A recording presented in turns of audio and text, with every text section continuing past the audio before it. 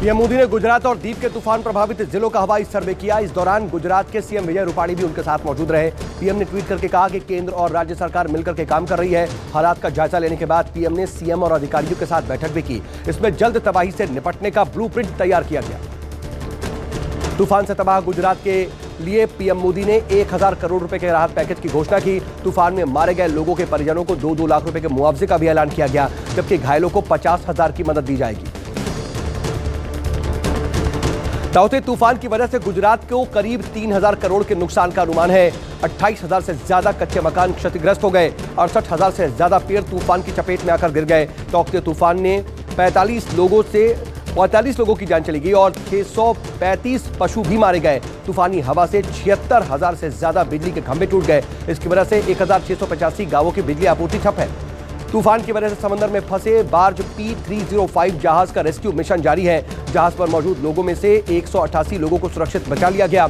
वहीं 22 लोगों के शव बरामद किए गए हैं। हालांकि अभी भी कई लोग लापता हैं। तूफान की वजह से राहत और बचाव में परेशानी हो रही है।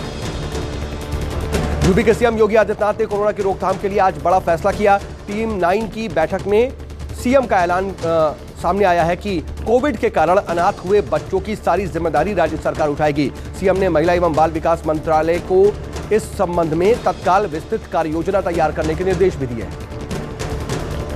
सीएम योगी ने कोरोना काल में ड्यूटी कर रहे पुलिस वालों के लिए अलग से कोविड हेल्प डेस्क बनाने के निर्देश दिए हैं। इसके अलावा पुलिस वालों के लिए अलग से आइसोलेशन सेंटर भी बनाए जा रहे हैं। कोरोना काल में भी यूपी पुलिस लगातार अपनी ड्यूटी निभा रही है। ड्यूटी निभाते हुए कई पुलिस वाले कोरोना के शिकार भी हुए।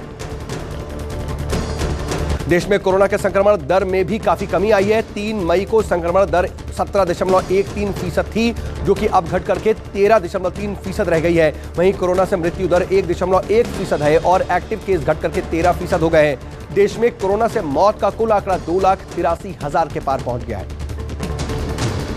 दिल्ली में पिछले 24 घंटे में कोरोना के गिरते आंकड़ों ने राहत दी है।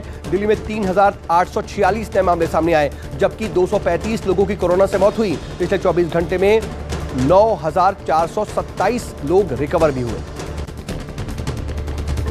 नेता प्रतिपक्ष तेजस्वी यादव ने अपने सरकारी आवास में कोविड केयर सेंटर तैयार करवाया है। कोविड सेंटर में तमाम तरह की सुविधाएं मुहैया कराई गई हैं।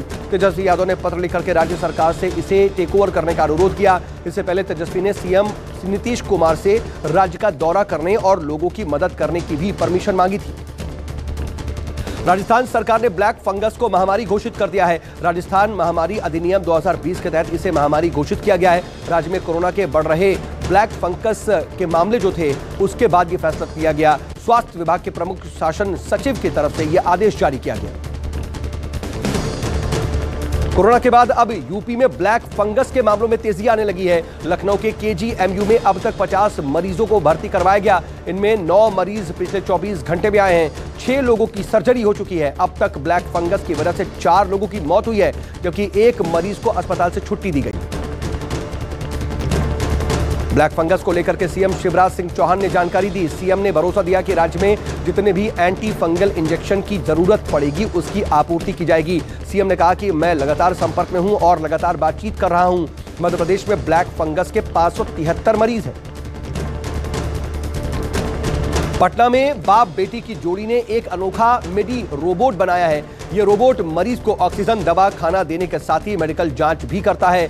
पटना की आकांक्षा BIT इंजीनियरिंग की छात्रा हैं और उन्होंने अपनी पिता की मदद से रोबोट तैयार किया है। ये रोबोट किसी भी संक्रमित मरीज की बेसिक मेडिकल जांच के साथ ही रियल टाइम डाटाबेस और उसके साथ ही दूसरे डेटा भी जांच करने में सक्षम है। भारत बायोटेक अब 2 से 18 साल आयु वर्ग के लिए टीके की तैयारी में लग गई है। DCGI ने कोवैक्सीन को दूसरे और तीसरे फेज के क्लिनिकल ट्रायल की मंजूरी दे दी है। अगले 10-12 दिनों में इसका क्लिनिकल ट्रायल शुरू हो जाएगा। टूल किट मामले में बीजेपी और कांग्रेस के बीच सियासी दंगल जारी है। संबित पात्रा ने आज कांग्रेस पर एक बार फिर से तीखा हमला बोला। कहा यह टूल किट सौम्या वर्मा ने तैयार किया है। संबित पात्रा ने दावा किया कि सौम्या कांग्रेस सांसद राजीव गौड़ा के ऑफिस में काम करती हैं। इस पर कांग्रेस ने पलटवार करते हुए कहा कि ध्यान बांटने के लिए चलाया जा रहा है बीजेपी की तरफ से यह एजेंडा। महामारी के बीच लखनऊ में आम आदमी पार्टी ने आम आदमी रसोई की शुरुआत की है। पार्टी के यूपी प्रभारी संजय सिंह ने इसका उद्घाटन किया। जरूरतमंदों को यहां पर खाना मुहैया कराया जाएगा। 2 दिन पहले पार्टी की तरफ से ऑक्सीजन युक्त ऑटो की शुरुआत की गई थी।